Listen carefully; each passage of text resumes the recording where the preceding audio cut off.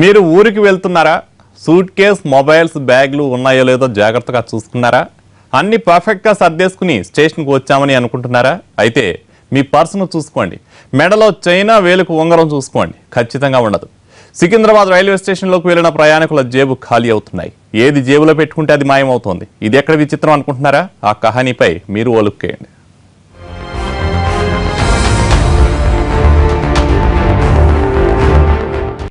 ఈమె మంగమ్మ. జగద్గిరిగుట్టలో నివాసం ఉండే ఈమె తుంగభద్ర ఎక్స్ప్రెస్లో మహబూబ్ నగర్కు వెళ్లేందుకు సికింద్రాబాద్ స్టేషన్కు వచ్చింది.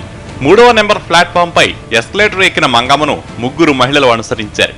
ఎస్కలేటర్ ఎక్కి దిగి చూసేసరికి మెడలోని గోల్డ్ చైన్ మాయమైంది.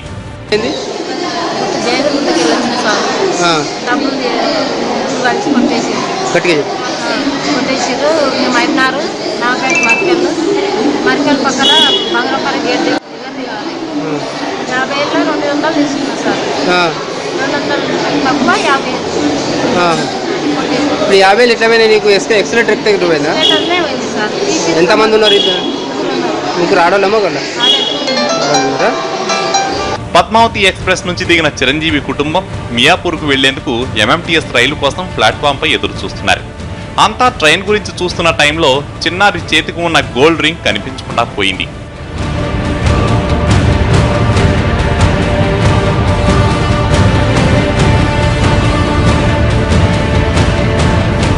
మణుగూరు ఎక్స్ప్రెస్ రైల్లో నుంచి దిగిన ఓ స్టూడెంట్ బ్యాగ్ మాయమైంది. బ్యాగ్లో జేఎన్టీయూ పీఈ సెట్ కౌన్సిలింగ్ కోసం వచ్చిన పత్రాలతో పాటు సర్టిఫికెట్లు ఉన్నాయి. వారం రోజుల క్రితం సింహపురి ఎక్స్ప్రెస్ రైల్లో దిగిన యోగేశ్వర్ వెయిటింగ్ హాల్లో బ్యాగ్ పెట్టి బాత్రూంకు వెళ్ళొచ్చేసరికి బ్యాగ్ కొట్టేశారు కేటుగాళ్లు. చివరికి ఒంటిపై టవల్తోనే మిగిలిపోయాడు పాపం యోగేశ్వరరావు.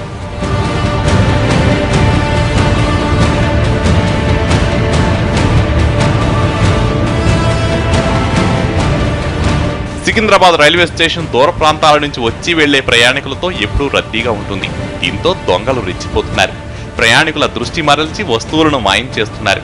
ఒకే రోజు 3 చోరీలు జరగడంతో ఖాకీలపై తీవ్ర స్థాయిలో విమర్శలు పెరిగిపోయాయి. ప్రయాణికుల భద్రతపై నిర్లక్ష్యంగా వ్యవహరించడంతో దొంగలు బెట్రైపోతున్నారు. రద్దీ ప్రాంతాల్లోకి వెళ్లేటప్పుడు నగలు, డబ్బు విషయంలో కాస్త జాగ్రత్తగా ఉండండి, లేదంటే దెబ్బైపోతారు.